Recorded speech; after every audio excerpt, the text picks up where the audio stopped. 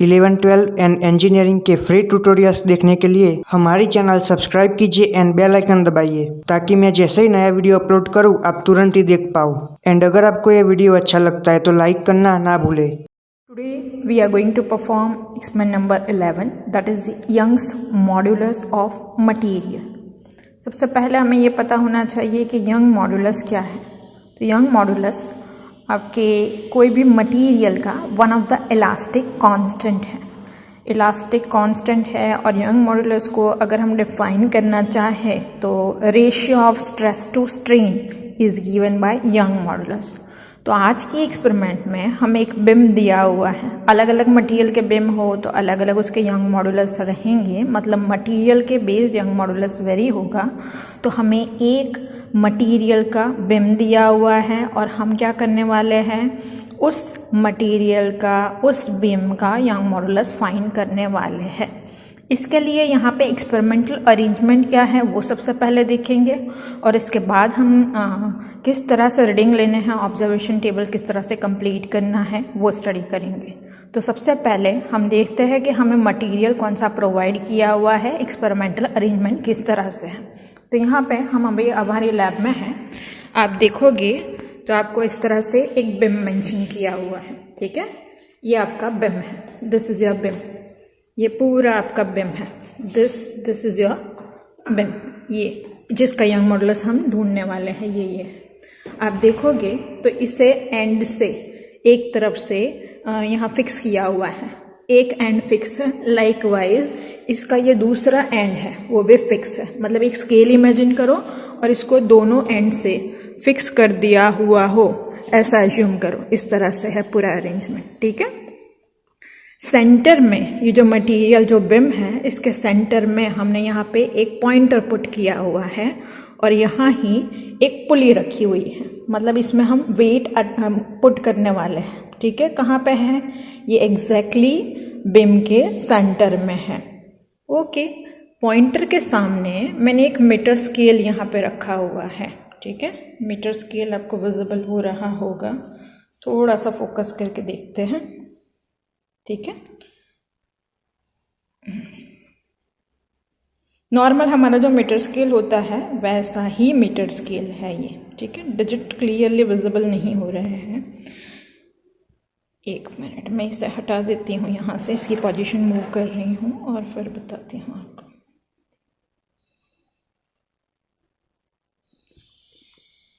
Hopefully आपको visible हो रहा होगा अब, वेट। सो ये हमारा नॉर्मल मीटर स्केल होता है, वैसा ही स्केल है। मैंने बहुत नियर बाय से आपको बताया, मैंने इसकी पोजीशन मूव की हुई है। आप देखोगे तो 1 सेंटीमीटर, 2 सेंटीमीटर, 3 सेंटीमीटर इस तरह से है। और यहाँ पे 1 सेंटीमीटर के इंटरवल में 20 डिवीजन है, मतलब एक डिवीजन की value 1/20, 1 centimetre divide by 20 division, तो इट विल बी 0.05 सेंटीमीटर, ठीक है। इसे हमें कहाँ पुट करना है, हमारा ये जो पॉइंटर है, कौन सा हमने बिम के सेंटर में जो रखा हुआ है वो पॉइंटर के सामने मैं इसे पुट कर रही हूँ। So this is my pointer और पॉइंटर के एग्जैक्टली सामने मैं अपने स्केल को पुट कर रही हूँ, ठीक है। तो क्या होगा, जैसे जैसे मैं वेट ये पुली में सस्पेंड करती जाऊंगी, पॉइंटर का जो चेंजेस होगा, स्केल रीडिंग जो चेंज होंगे वो हमें ऑब्जर्व करने होंगे, ओके। सो ये बिम है, ये बिम कौन सा है और हम किस तरह से प्रोसीजर करने वाले हैं उसके बारे में डिटेल में आप स्टडी करते हैं, ठीक है, ओके। तो हमारे ये जो स्केल है इसके ऊपर ही यहाँ पे लिखा हुआ दिख रहा होगा कि एल्यूमिनियम रॉड है। ये जो रॉड है जिसका मैं यंग मॉड्यूलस फाइंड करने वाली हूँ, ये कौन सा है, एल्यूमिनियम रॉड है।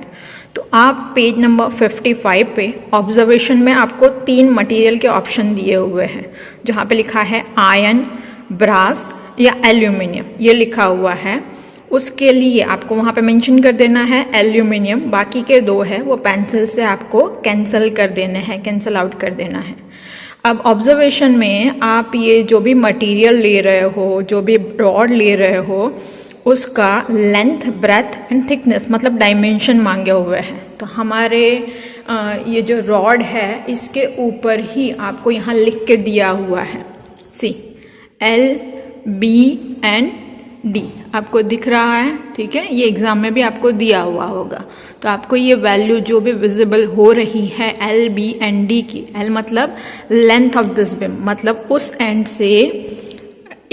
एंड से यहाँ तक टोटल लेंथ आपके बिम की कितनी है, that dimension is given by L. B मतलब ब्रेथ, मतलब ये डायमेंशन, पौड़ाई ये कितनी है, ये डायमेंशन आपको मेजर करना है। एंड डी लास्ट मतलब थिकनेस ऑफ द बिम, ये डायमेंशन कितना है ये मेजर करके आपको लिखना है, ठीक है ना। ओके, तो ये मेजर करके आपको एग्जाम में दिए हुए होंगे, यहाँ पे भी दिया हुआ है, तो आपको लिख देना है। अब हम पहुँच रहे हैं ऑब्जर्वेशन टेबल पे काम किस तरह से करना है उसके लिए। ओके, ऑब्जर्वेशन टेबल में फर्स्ट है सीरियल नंबर, सेकंड है लोड एंड थर्ड है लोडिंग का जो हमें रीडिंग नोट करना है, ये हम यहाँ मीटर स्केल से नोट करने वाले हैं। ओके, तो हम सबसे पहले रीडिंग लेना शुरू करते हैं। इनिशियली जो आपका लोड दिया हुआ है आपको वो 0 है, मतलब अभी एट प्रेजेंट मैंने पुली में कोई भी वेट पुट नहीं किया हुआ है, एक्स्ट्रा मास कुछ भी नहीं है। उस वक्त आपका पॉइंटर आपके मीटर स्केल पे जो रीडिंग शो करेगा दैट इज 0 लोड के लिए T1, मतलब लोडिंग में नोट करना है आपको। तो एट प्रेजेंट आपको यहाँ से क्लियरली विजिबल होगा या नहीं होगा, लेकिन मैं ऑब्जर्व करके आपको बताती हूँ कितना मिल रहा है।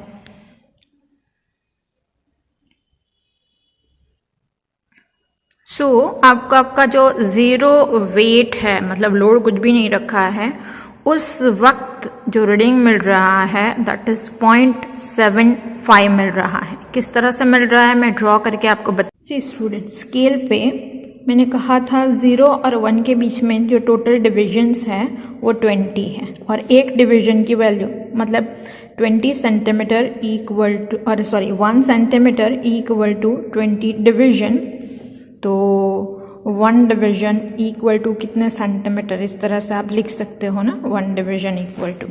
तो क्या करना है हमें यहाँ 1/20, 1 centimetre divide by 20, so it will B 0.05 centimetre. ये क्या मिला है, एक डिवीजन का वैल्यू मिला है। तो 0 के बाद यहाँ फर्स्ट जो डिवीजन आएगा उसका वैल्यू कितना बनेगा, ये हमने कैलकुलेट ऑलरेडी करके रखा हुआ है, दैट इज 0.05 सेंटीमीटर। फिर इस तरह से एक बड़ा है, इसमें और 0.05 ऐड करेंगे तो it will be 0.1, this is 0.15, then 0.2, फिर होगा 0.25 एंड 0.3, 0.35, 0.4, 0.45, 0.5 बड़ा होगा, 0.55, 0.6, 0.65, 0.7। इस तरह से मैं पूरा आपको ड्रॉ करके बताती हूँ। 0.75, 0.8, 0.85, 0.9, 0.95 और यहाँ पे होगा 1 सेंटीमीटर। मैंने कहा पॉइंटर आपको 0.75 रीडिंग बता रहा है, मतलब ये होगा 0.5, 0.6 एंड 0.7। 0.75 के ऊपर अगर थोड़ा सा भी आपका है तो भी आप लोअर रीडिंग कंसिडर करोगे, क्योंकि ये एनालॉग है, डिजिटल नहीं है। तो जब भी आपका पॉइंटर 2 डिवीजन के बीच में हो तो हमेशा लोअर वैल्यू कंसिडर करनी है। एग्जैक्ट उसी जगह पे हो तो कोई प्रॉब्लम नहीं है, लेकिन अगर लोअर है तो आप क्या करोगे, दोनों के बीच में है तो आप क्या करोगे, लोअर वैल्यू कंसिडर करोगे, ठीक है। ओके, तो इस तरह से हमने 0 लोड है तब देखा वैल्यू, तो कितना मिल रहा है 0.75। अब आप देखोगे तो हमें यहाँ पे क्या दिया हुआ है, मास बार दिए हुए हैं। ये एक मास बार का वैल्यू है दैट इज 500 ग्राम। जितने भी दिए हैं सभी की वैल्यू कितनी है, 500 ग्राम है। अब हम क्या करेंगे, ये जो वैल्यू है 500 मास है वो मैं कहाँ सब्स्टिट्यूट कर रही हूँ, यहाँ पुले में रख रहे हैं।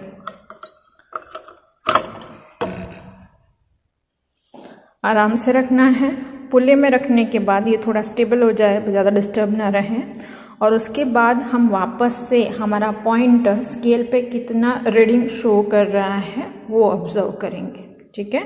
सो अभी जो दिख रहा है आपको वैल्यू कितना विजिबल हो रहा है, that is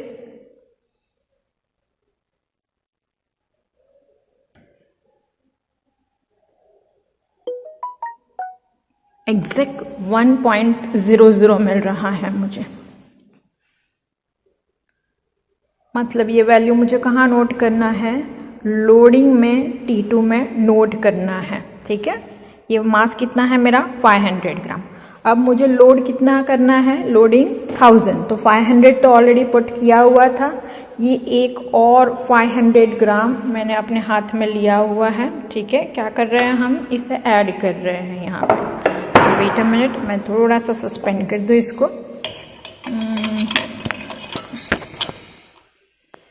okay, so total 2 wait हो गए हैं, आपको दिख रहा हो अंदर। तो इनिशियली यहाँ पे 500 मैंने रखा हुआ था, सेकंड 500 पुट किया, मतलब टोटल 1000 हो गया। और 1000 के लिए मेरा जो स्केल रीडिंग है अब इंक्रीज हो गया है ये। ओके, इंक्रीज होके कितना मिल रहा है, सो इट इज 1.10। इसी तरह हम क्या करेंगे, हर बार 500 मास इंक्रीज करते जाएंगे। कहाँ से, ये जो मास बार दिए हुए हैं उसका यूज़ करके हर बार हमारा जो स्केल रीडिंग है धीरे धीरे धीरे डाउनवर्ड होता जाएगा। मतलब रीडिंग भी क्या होता जाएगा, इंक्रीज होता जाएगा। ये प्रोसेस मुझे कहाँ तक करना है, तो हमें कितना मास तक जाने के लिए मेंशन किया हुआ है ऑब्जर्वेशन टेबल में, दैट इज अप टू 3000। तो हम क्या करेंगे, 3000 तक ये प्रोसेस कंटिन्यू करेंगे। So this condition is known as loading case. Loading क्यों कहा, क्योंकि मैं मास इंक्रीज करती जा रही थी और रिस्पेक्टिव स्केल रीडिंग क्या है वो नोट करती जा रही थी। किस मास के इंटरवल में, 500 मास के इंटरवल में। अब क्या करना है, मुझे अनलोडिंग करना है और उसके भी रीडिंग नोट करने हैं। मतलब क्या है, मतलब कि आप लास्ट 3000 मास तक पहुंच चुके हैं। ठीक है, अब क्या करूंगी, मैं धीरे धीरे ये मास बार से वैल्यू डिक्रीज करती जाऊंगी। मतलब लास्ट रीडिंग 3000 के लिए मैं वापस से यहाँ ऑब्जर्व करूंगी, कितना मिल रहा है वो नोट करूंगी। और वो नोट करके कहाँ लिखना है, तो आपकी थर्ड कॉलम को छोड़ के जो फोर्थ कॉलम है वहाँ पे आपको अनलोडिंग दिया हुआ है जिसे T' से रिप्रेजेंट किया गया है। वहाँ पे आपको 3000 के लिए जो वैल्यू मिला वो लिखना है। अब 3000 के बाद क्या करेंगे, हम यहाँ से एक मास बार उठाएंगे और इसे बाहर निकाल के रख देंगे। मतलब 3000 में से 500 कम कर दिया मैंने, तो कितना मिलेगा, 2500 मिलेगा मुझे। तो 2500 मतलब ये पॉइंटर अब थोड़ा अपवर्ड शिफ्ट होगा। क्यों, क्योंकि पहले मास कितना था, 3000 था, अब कितना हो गया 2500। मतलब वो अपनी अपर पोजीशन पे आने का ट्राई करेगा। तो अपवर्ड पोजीशन में आएगा, उस वक्त वापस से हम यहाँ से स्केल पे पॉइंटर कितना रीडिंग शो कर रहा है वो देखेंगे। और वो जो रीडिंग मिलेगा वो हम अनलोडिंग में T' में T6' में नोट करेंगे। क्यों, क्योंकि मास के सामने उसका रिस्पेक्टिव स्केल रीडिंग हमें नोट करना है, इसीलिए। इसी तरह हम क्या करेंगे, और 500 यहाँ से निकाल के रख देंगे। मतलब अब मास हो कितना, 2000। और इसके लिए रिस्पेक्टिव जो आपका स्केल रीडिंग पॉइंटर पे मिलेगा वो हम ऑब्जर्व करेंगे यहाँ से और नोट करके 2000 के सामने T' वाली अनलोडिंग की कॉलम में नोट करेंगे। कहाँ पे नोट करना है मुझे अनलोडिंग की कॉलम में, मतलब T5' में। इसी तरह हर बार 500 हम डिक्रीज करते जाएंगे, कहाँ तक, 0 मास तक। और हर बार नोट करेंगे हमारे unloading values in T' column. हम लोडिंग में अपर से लोअर गए थे, मतलब T1 से T7 तक गए थे। अनलोडिंग में हम कहाँ से कहाँ जाएंगे, T7' से T1' तक जाएंगे। इस तरह से आपको रीडिंग नोट करने होंगे। ठीक है, तो ये हमारा प्रोसीजर था, किस तरह से हमें रीडिंग लेने हैं वो। अब इसके बाद हमें कैलकुलेशन किस तरह से करना है, यंग मॉडुलस, ये जो एल्यूमिनियम बिम का हमें कैलकुलेट करना है उसके लिए क्या प्रोसीजर है वो हम स्टडी करने वाले हैं अब। ठीक है, तो इसके लिए वापस से एक बार मैं बिम पोजीशन आपको फिर से बता देती हूँ, पूरा एक्सपेरिमेंट का अरेंजमेंट किस तरह से है आपको समझ में आ जाए। ठीक है, this is our experimental arrangement for this Young's modulus experiment.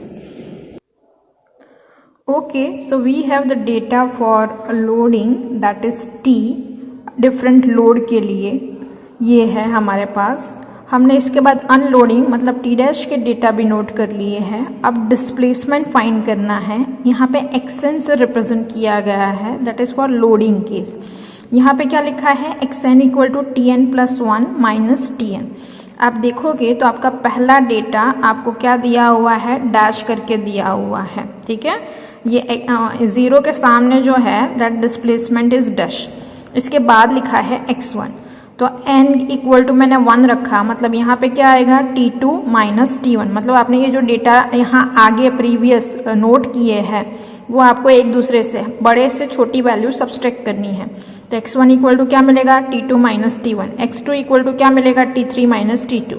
x3 equal to क्या मिलेगा, t4 minus t3। Like wise आपको x6 मिल जाएंगे। हमारे पास 7 ऑब्जर्वेशन है तो 6 मिलेंगे, ठीक है। ये डिस्प्लेसमेंट x है, ये लोडिंग t के लिए फाइंड आउट की है। सेम वे अनलोडिंग के लिए भी मुझे क्या करना है, डिस्प्लेसमेंट फाइंड आउट करनी है, जिसे y से रिप्रेजेंट किया गया है। सेम इक्वेशन है, y n इक्वल टू क्या लिखना है, t dash n plus one minus t dash n. मतलब y1 इक्वल टू क्या होगा, t2 dash minus t1 dash. y2 equal to क्या होगा, t3 dash minus t2 dash. इस तरह से आपको y6 फाइंड आउट करने हैं। इसके बाद मेन डिस्प्लेसमेंट फाइंड करना है। हमने यहाँ पे लोडिंग के लिए डिस्प्लेसमेंट x फाइंड की है, अनलोडिंग के लिए डिस्प्लेसमेंट y फाइंड आउट की है। अब मेन डिस्प्लेसमेंट है, इसे स्मॉल d से रिप्रेजेंट कर रहे हैं हम यहाँ पे, which is equal to x प्लस वाई डिवाइडेड बाय 2 दिया हुआ है। तो हम क्या करेंगे, x1 प्लस y1 divided by 2 that will be give you d1, x2 plus y2 divided by 2 that will be give you d2। इस तरह से d6 फाइंड करेंगे। और इन सब का mean displacement that is represented by delta. किससे रिप्रेजेंट करने वाले हैं हम, डेल्टा। और वो मीन कैसे लेंगे, d1 से d6 का एडिशन करो और डिवाइडेड बाय क्या करोगे, 6 करोगे, तो आपको मेन डिस्प्लेसमेंट। अब इसके बाद यंग मॉडुलस हमारे एल्यूमिनियम बीम का कैलकुलेट करने के लिए हमें क्या दिया हुआ है, यहाँ पे इक्वेशन दिया हुआ है, that is on page number 56, which is equal to mgl cube divided by 4bd cube into delta. यहाँ पे जो y है ये हमारा यंग मॉडुलस है, किसका, एल्यूमिनियम बीम का, जो हम फाइंड करना चाहते हैं वो। m है, ये मास है। मैंने यहाँ पे मास 0 से 3000 तक पुली में पुट किया था, लेकिन जो इंटरवल रखा था, किस इंटरवल में वेरी किया था, तो 500 के इंटरवल में। तो हमारा मास है ये 500 कंसिडर किया जाएगा। g है, ये ग्रेविटेशनल एक्सेलरेशन है, गुरुत्व प्रवेग। इसकी वैल्यू कांस्टेंट है, दैट इज 980 सेंटीमीटर पर सेकेंड स्क्वायर। याद रखें हम यहाँ पे सब काम CGS सिस्टम में कर रहे हैं, तो g की वैल्यू भी मुझे CGS सिस्टम में रखनी है। L क्या है, हमने ये जो एल्यूमिनियम बीम लिया है जिसका यंग मॉडुलस मुझे कैलकुलेट करना है, उसका लेंथ L से रिप्रेजेंट किया गया है और यहाँ पे इसका क्यूब लेना है।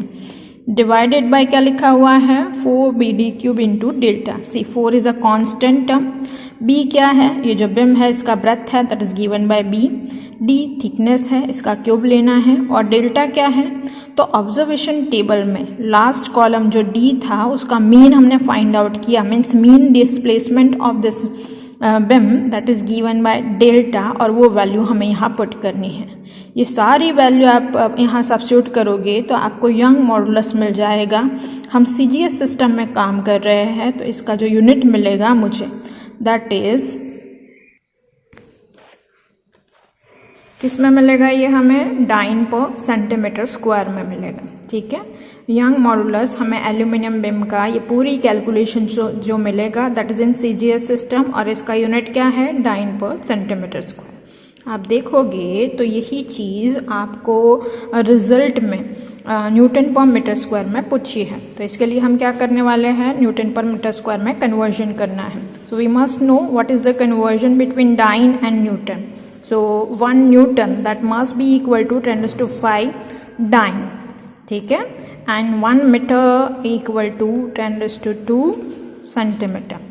यहाँ पे डाइन से आपको न्यूटन में जाना है एंड सेंटीमीटर से कहाँ जाएंगे हम, मीटर में, मतलब हमें रिवर्स में जाना है।